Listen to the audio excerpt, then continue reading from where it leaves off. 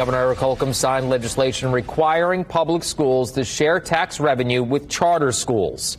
News 8's Adam Pinsker joins us now live. Adam, Democrats say this is an attack on public education. Right, and it affects how the money you guys pay for property taxes, and it determines where that goes. Senate Bill 391 is a long piece of legislation. The main component of that bill requires school districts to shift a certain amount of tax revenue to charter schools if property values increased. Democrats say this is a backhanded effort to defund public education. A 57-page bill, Senate Bill 391, contains several new provisions. Among them, a school corporation that wants to pass a referendum must ask the public charter schools in its district if they want to participate. Charter schools are public schools, just like our traditional public schools.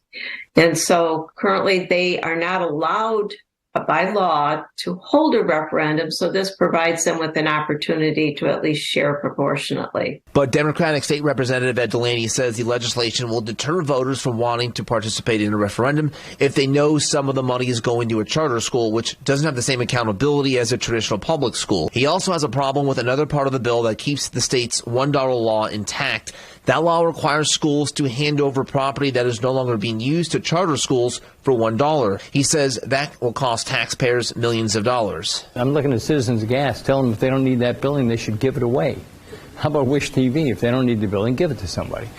It's a terrible idea. State Senator Linda Rogers, who authored the bill, says that provision is there because charter schools don't have any way of raising money to purchase their own facilities. The taxpayers of the community, their property taxes that go to schools are to provide public education. Delaney calls the entire legislation a three-headed attempt to take money from public schools. He says public charter schools are already receiving public funding and grants. He believes there's an agenda at play.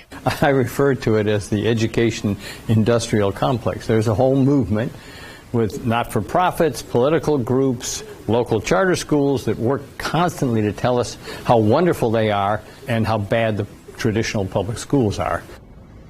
Representative Delaney says the bill unfairly targets the state's largest school districts that contain the most charter schools, including Indianapolis, Gary, Evansville, and Fort Wayne.